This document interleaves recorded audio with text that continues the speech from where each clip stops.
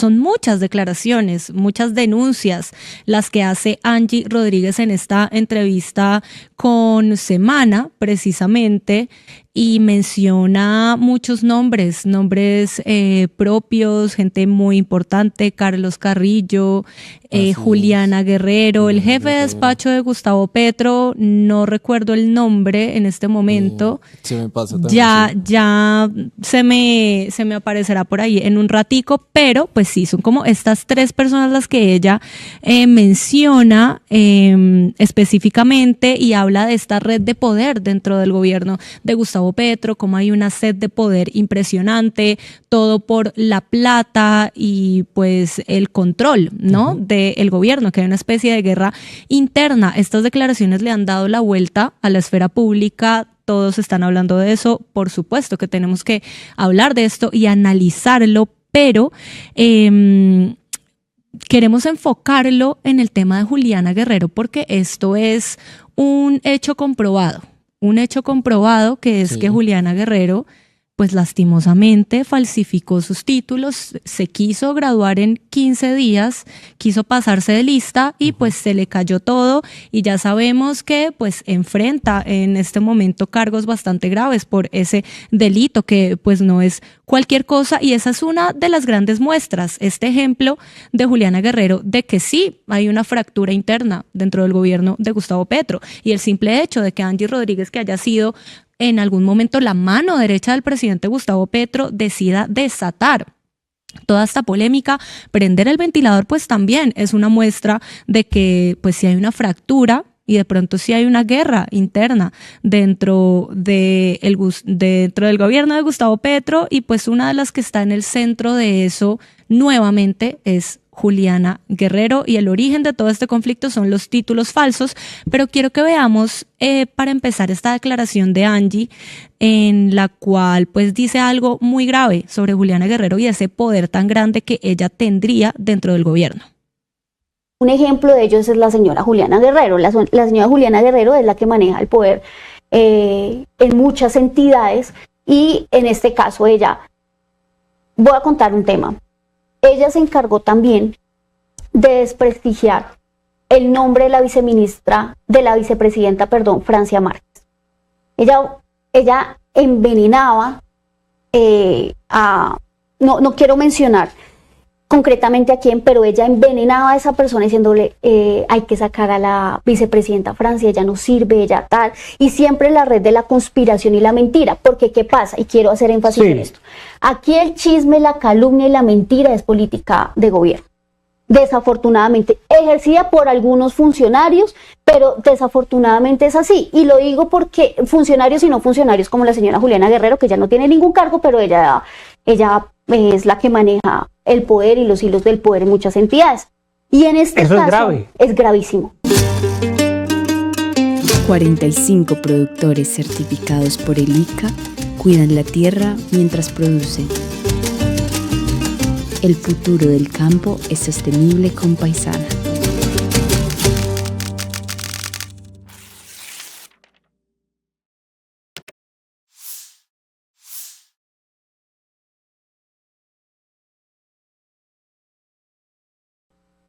Bueno, ahí tenemos a Angie Rodríguez haciendo estas declaraciones.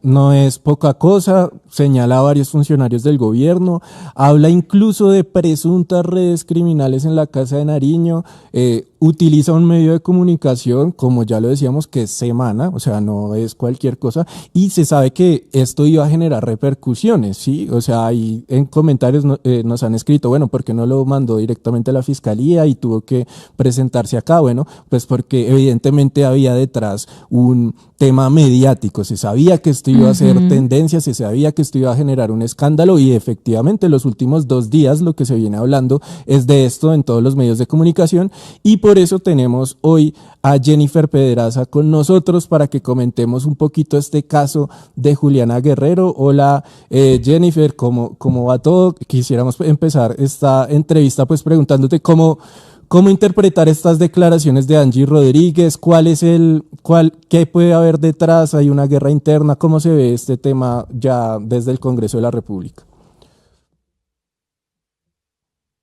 Jennifer, No la Jennifer, no escuchamos. te ¿Puede abrir su escuchamos. micrófono, por favor? Está abierto. Listo, gracias.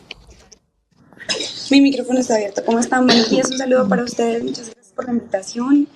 Bueno, pues en primer lugar, lo que yo diría es que ya van varios testimonios de personas que han trabajado en la Casa de Nariño. Se nota que no es un ambiente laboral, digamos que muy cuidadoso ni amigable para las personas que allí laboran, pero realmente lo que a mí más me parece grave, si bien según la entrevista de Angie Rodríguez, ella ya puso en conocimiento de la Fiscalía y de los entes de control estos documentos, estos chats y las pruebas que hacen que ella, ante todo, diga que siente temor. O sea, para mí, mi lectura como política es que ella hace esta declaración porque siente temor de estar como en el momento en el que está, dice que no se quiere suicidar y pues en este país uno quisiera decir que es solamente una expresión, pero puede haber muchos intereses detrás del silencio de Angie Rodríguez.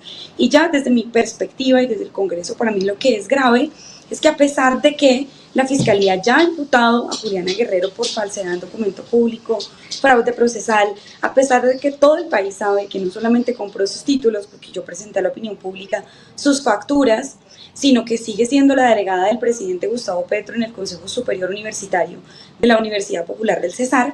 Lo que a mí más me queda sonando de las declaraciones de Angie es que parece que el poder político de Juliana sigue en ascenso.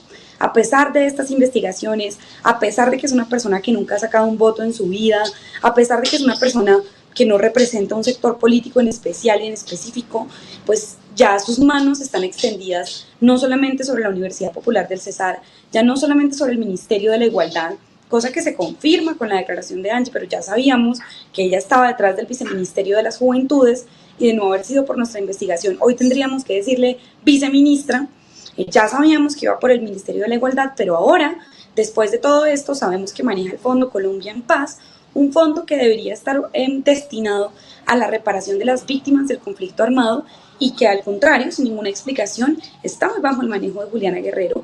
Y ahora ya tenemos esta confirmación de que también el DAPRE es una entidad que maneja y que dirige este personaje que pues realmente nunca, pues como les digo, nunca fue elegido por nadie, ni siquiera ostenta en este momento un cargo público, así que para mí eso es lo llamativo y uno se pregunta entonces cuál es la relación de Juliana Guerrero con el presidente Gustavo Petro, la relación política, cuál es esa relación y por qué hay tanto poder concentrado en una persona corrupta como Juliana Guerrero en un gobierno que había prometido ser distinto, porque esto sí es importante. O sea, si esto estuviera pasando en un gobierno de la derecha, en un gobierno que se eligió diciendo con los mismos sectores de siempre, pues digamos que si el presidente hubiera dicho yo voy a gobernar como han gobernado a la derecha toda la vida, pues seguramente no hubiera ganado las elecciones. Aquí hay hubo un mandato en el 2022 de tener un gobierno distinto, en fondo y forma, y pues hoy lo que tenemos es una traición a ese mandato social de cambio.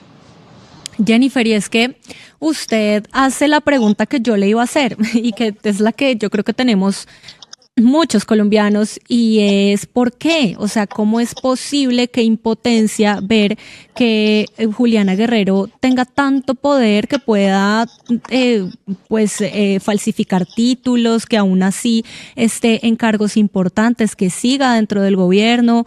Y o sea, ¿por qué se da esto? ¿Usted tiene algún indicio, alguna sospecha de por qué Juliana Guerrero es una persona tan importante dentro del gobierno? Porque ella llegó prácticamente pues en un momento repentino, nadie sabía quién era, es una mujer muy joven y lo que dice Angie Rodríguez no es menor. Ella está hablando de que no tiene cargo, pero tiene incidencia en entidades clave, como usted misma lo acaba de mencionar, que Juliana Guerrero influye en el DAPRE, en el Fondo Colombia en Paz, en el Ministerio de la Igualdad, incluso habla de que Juliana amenazaba a las personas diciendo que tenía vínculos con el ELN, entonces, y dice, ella también remata con una frase, Angie Rodríguez, pues bien llamativa, que dice que no necesita tener cargo para tener poder.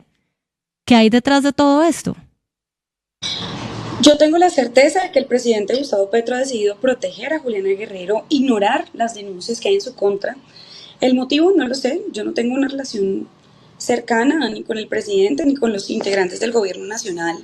No conozco la naturaleza de esa relación, pero sí es indignante y hay personas que dicen, no, pobrecito, entre esas Angie, el presidente está mal rodeado, lo tienen aislado. No, para mí estas son decisiones que política y activamente toma el presidente Gustavo Petro. O sea, no es que esté mal orientado, él sabe muy bien quién es Juliana Guerrero, sabe muy bien el prontuario que a una temprana edad pues tiene una persona como Juliana, y aún así decide premiarla, mantenerla en su cargo. Recuerden que ellos incluso intentaron modificar el manual de funciones del Ministerio de la Igualdad para poder posesionar como ministra a una persona que no contara con un título profesional. Ahora, aquí lo grave ni siquiera es que ella tenga o no tenga título. Hay muchas personas en este país sin título que trabajan, muchas otras que también estudiaron 5 años, 6 años con un título y que no tienen trabajo, pero aquí de lo que estamos hablando es que Juliana Guerrero habría comprado su título universitario. Y no solo eso, no solo un título, de hecho habría comprado 2 títulos en la Fundación Universitaria San José, y ya hemos encontrado esta práctica sistemática en esta universidad a la que el ministro de Educación no es capaz de intervenir, es porque es la universidad que le vendió el título a la protegida política del presidente, que es Juliana Guerrero. Y no solamente, mejor dicho, para mí esto es un caso que va más allá de una manzana podrida, es todo un método para hacer política. Lo mismo ocurre con Daniel Quintero, ya está imputado y acusado por la Fiscalía y es el superintendente de salud. Esto mismo ocurre con Ricardo Roa, ya está imputado por un delito y además está investigado por la Fiscalía por otros delitos y sigue siendo el presidente de Ecopetrol. O sea, en este gobierno parece que entre más denunciados, entre más acusados, entre más imputados por delitos de corrupción, más estuvieran atornillados en sus cargos. Y perdón, pero eso no fue lo que prometieron en la campaña. Yo voté por este gobierno en segunda vuelta presidencial y desde ahí he ejercido una labor de control político de independencia, porque realmente ha sido un gobierno muy decepcionante. La mayoría de las cosas que lanza la opinión son burbujas, son cortinas de humo. Es muy fácil hablar de Asamblea Nacional Constituyente, pero cuando se trata de gobernar, de tomar decisiones que el presidente podría tomar, lo que normaliza o lo que termina replicando son las mismas prácticas de siempre, corruptos manejando el presupuesto público. Sus impuestos y mis impuestos que deberían llegar a la gente terminan quedándose en la clase política tradicional, además. Frente a eso, quisiéramos ahondar un poquito más como en esa reflexión alrededor del gobierno. O sea, si bien existen unas denuncias de corrupción muy claras y que hay que condenar, y ese es un trabajo en el Congreso muy importante, mucha gente como que termina sintiendo que estos nuevos liderazgos dentro de la izquierda, la centroizquierda, el centro, pues terminan como asemejando al petrismo, a lo que fue siempre el uribismo y a lo que ha sido la clase política tradicional.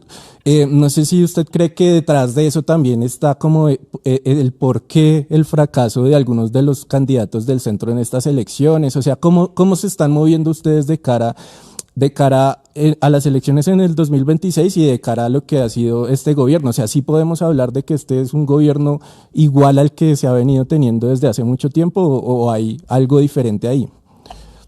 No, hay cosas diferentes. Por ejemplo, la cooptación del movimiento social ha sido histórica en este gobierno. El movimiento social antes tenía una agenda independiente y yo pienso que gran parte del movimiento social intenta mantener una agenda independiente, pero la cooptación a través de cargos de participación burocrática en este gobierno para un movimiento social, el movimiento de mujeres, aunque este movimiento, por ejemplo, ha sido de los más críticos, de los que no guarda silencio frente a Holman Morris, Víctor de Currea y tantos hombres denunciados por machismo y que usan sus cargos en este gobierno para perseguir a las mujeres que los denuncian. Digamos que eso es una diferencia. Obviamente yo, por ejemplo, mis diferencias con el Centro Democrático, y jamás apoyaría un proyecto político como el del Centro Democrático, absolutamente violador de derechos humanos, y sin embargo las denuncias que ha hecho la Defensoría del Pueblo y varios medios de comunicación por un tratamiento con guante de seda, con las disidencias de las FARC, con el ELN, que siguen atentando contra la población civil, son cosas que a mí no me parecen secundarias. Estamos hablando de población civil que está abandonada. Antes contábamos las masacres, yo las cuento todavía, a mí me duelen todavía. Este gobierno ha decidido recortarle el presupuesto, por ejemplo, a la Defensoría del Pueblo. Jamás guardaríamos silencio. Y si bien yo digo como decir que es igual a un gobierno anterior, no puede encontrar una diferencia, cosas que yo, por ejemplo, he respaldado y en las que coincido, como el rechazo al genocidio en Palestina, defendí, voté positivo a la reforma laboral, pero sin duda alguna, una cosa positiva no borra lo estructuralmente definitivo de este gobierno. Y para mí este gobierno lo que ha hecho es coger causas sociales, mandatos sociales que son justos e ideas en las que yo incluso puedo coincidir, y terminar aplicando y tomando decisiones de política que terminan siendo muy similares de facto y fortaleciendo a la clase política. Mira, tú me hablas del resultado en esas elecciones. Ustedes revisan quiénes fueron los que ganaron en el Partido Liberal, en el Partido Conservador. Son todos los grandes aliados del gobierno investigados por corrupción. Busquen cómo está el clan Bedoya en Antioquia. Busquen cómo está el clan Trujillo en Antioquia del Partido Conservador y también en la costa Caribe. Busquen quiénes son los aliados en el partido de la U. ¿Por qué la salud de los maestros está en esta crisis? Porque el presidente Petro decidió entregárselo al partido de la U. Entonces, que a esos partidos hayan conseguido curules los sectores que más vivían de este gobierno, lo que prueba es que estas elecciones siguen muy dominadas tanto por una narrativa en la que la derecha y el pacto histórico tienen en dónde cabalgar, como por las prácticas clientelistas y de poner a los contratistas a votar por unos sectores particulares. Entonces, a mí me buscaba gente de izquierda en las regiones y me decía, Jen, es que aquí está muy difícil competir contra el clan Torres, que está avalado por el pacto histórico. Entonces, si bien tienen una sombrilla y un aura de alternatividad y de proyecto político como progresista, cuando uno va al detalle y ve quiénes son sus jefes políticos en gran parte de las regiones de Colombia, se encuentra con sectores investigados por los peores vínculos. Revisan la lista del Senado. Yo les decía, la lista del Senado del Pacto Histórico es una morcilla, porque si la gente revisa cómo está compuesta, se da cuenta de que la persona con más votos en esa consulta es un alfil del clan Torres, no se come esa morcilla, ¿sí? Entonces, yo pienso que aún estamos a metros luz, pues de kilómetros luz, de poder tener una visión más detallada de cómo fue este proyecto político, pero a mí personalmente no me representa y estoy en la tarea de construir un proyecto político alternativo al petrismo y al uribismo que de verdad se cuestione estas prácticas y que le apueste a lo que tanto soñábamos antes, que si era un gobierno que honrara esas causas. Y cierro diciéndoles algo que no le voy a perdonar a este gobierno es cómo hemos aumentado nuestro nivel de tolerancia frente a los escándalos de corrupción. En el gobierno de Duque, cuando se robaron 70.000 millones, ojo, no estamos hablando de los 700.000 de la Unidad Nacional de Gestión del Riesgo, para todos fue muy claro que la responsabilidad política recaía sobre el presidente Iván Duque. Y en este momento, con todos los escándalos de corrupción, con personas condenadas y algunas liberadas por vencimiento de términos, es decir, por la impunidad de este sistema judicial, parece que la responsabilidad política del presidente estuviera zafando de esa responsabilidad política siempre. Es decir, nosotros teníamos muy claro que el caso de Centros Poblados, la responsabilidad política recaía sobre Duque, pero Petro, al contrario, es un presidente experto en lavarse las manos y no asumir ninguna responsabilidad política, no solo de la corrupción, sino de los grandes fracasos de su gobierno. Esta es la hora que no han hecho nada con la Fundación Universitaria San José, porque Daniel Rojas no la toca, porque sabe que Juliana Guerrero es protegida del presidente Gustavo Petro. De Agroexpo a Choco Show, los productores de Paisana conquistan las ferias más importantes del país.